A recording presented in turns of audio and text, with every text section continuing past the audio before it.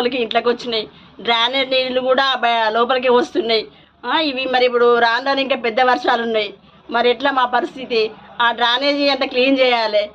మరి మీ ఎమ్మెల్యే సాబులు, మీ రాజకీయ నాయకులు మరి ఎట్లా మరి చర్య తీసుకొని మాకు కొంచెం సాఫ్ పోయేటట్టుగా మాకు నీళ్ళు ఇబ్బంది రాకుండా కొంచెం మీరు చూడాలి. ఇట్లా వచ్చినట్టయితే ఏం చేస్తుంది చెప్పు? మొత్తం లోపల రాక వస్తాయా? ఈ మూడు నీళ్ళు మొత్తం బయటనే లోపల రాక ఇంట్లో ఎట్లా సాఫ్ చేసుకుంటాం? ఏం చేస్తాం? ఎక్కడైతే ఇల్లు కింద పంప ఎక్కడ పిల్లలు ఉన్నారు, మా ఇంట్లో 20 మంది దాకున్నారు పిల్లలు. ఇప్పుడు ఎక్కడ వండాలి, ఎక్కడ ఉండాలి ఈ నీళ్ళకు?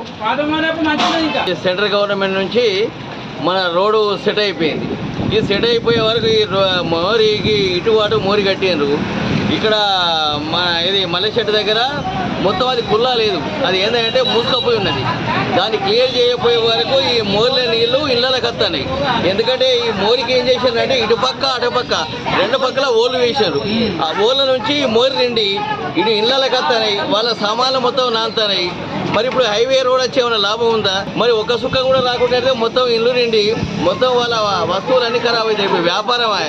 ఇప్పుడు కిరాణా దుకాణం పోలున్నారు, వడ్డీ ఉన్నారు, బట్టల దుకాణం పోలున్నారు. ఆ దుకాణాలన్నీ నానుతున్నాయి. వాళ్ళు ఏంటంటే బట్టలు నానుతున్నాయి, పరుపులు నానుతున్నాయి.